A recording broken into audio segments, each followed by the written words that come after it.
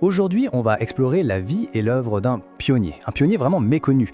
Et pourtant, ces théories, qui paraissaient complètement folles à l'époque, elles résonnent étrangement avec certaines recherches d'aujourd'hui. C'est l'histoire d'un homme qui a vu l'univers et notre corps d'une façon radicalement différente. Voilà la question fondamentale qui a guidé toute la vie de Georges Lakhovsky. Une idée qui semble toute simple, mais qui est d'une profondeur incroyable et qui vient tout remettre en question sur notre compréhension de la biologie. Allez, on plonge ensemble dans cette vision fascinante. Pour bien comprendre son travail, il faut d'abord saisir son idée maîtresse. Georges Lakhovsky, c'était un ingénieur russe qui a vécu en France. Et il a proposé que la clé de la vie, en fait, elle n'est pas que dans la chimie. Elle est aussi et surtout dans la physique des ondes.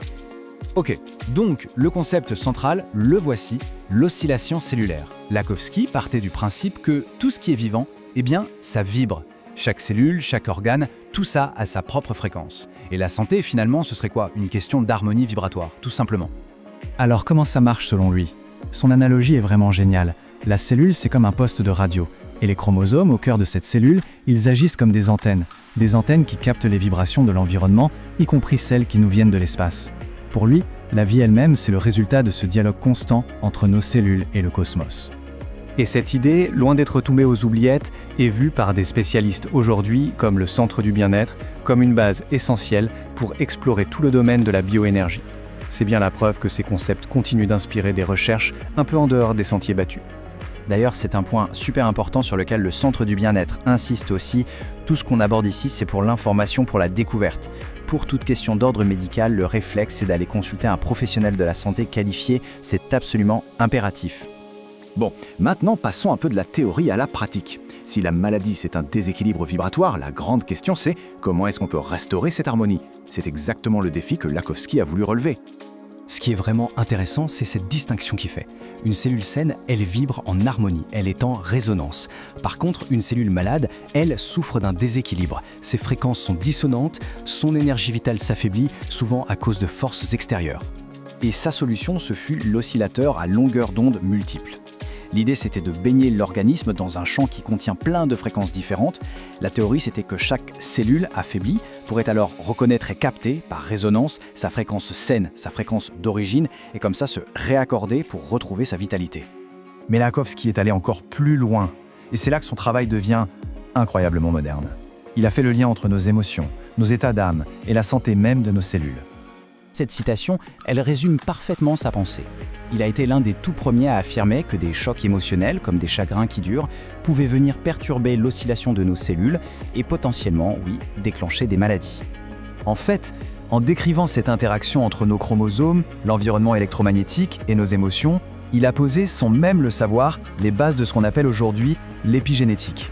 Le point crucial, c'est qu'il avait compris que notre vécu pouvait influencer notre biologie jusqu'au niveau cellulaire. Après sa mort en 1942, ces théories sont un peu tombées dans l'oubli. Et pourtant, l'histoire a un sens de l'ironie assez incroyable, parce que ces idées, ou en tout cas des principes très similaires, ont refait surface dans un contexte auquel on ne s'attendrait pas du tout. Cette chronologie est juste fascinante. Vous vous rendez compte? Les problèmes de santé des cosmonautes, qui étaient privés du champ magnétique terrestre, ont poussé les soviétiques à explorer la bioénergie.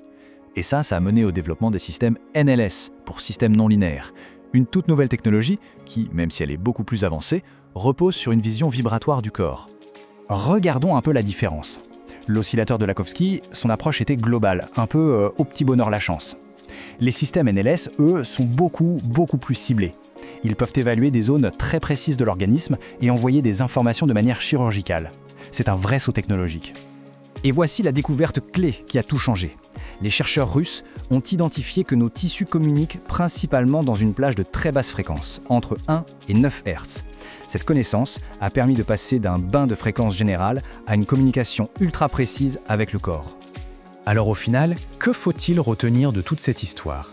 Pourquoi est-ce que c'est important de se souvenir de Georges Lakhovsky aujourd'hui? C'est le moment de tout synthétiser.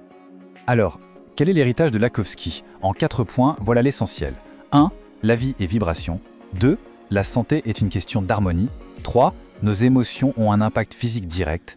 Et 4. Même si son nom est souvent oublié, son travail c'est un peu comme les fondations d'un temple, le temple d'une vision où le corps n'est plus seulement une machine chimique, mais bien un champ d'énergie et d'information. Et tout ça, ça nous laisse avec une question assez vertigineuse. Lahovsky, il a essayé de déchiffrer la partition de cet orchestre cellulaire. Son héritage, c'est une invitation à continuer d'écouter, à explorer ces vibrations invisibles qui sait, détiennent peut-être encore d'innombrables secrets sur la nature de la vie elle-même.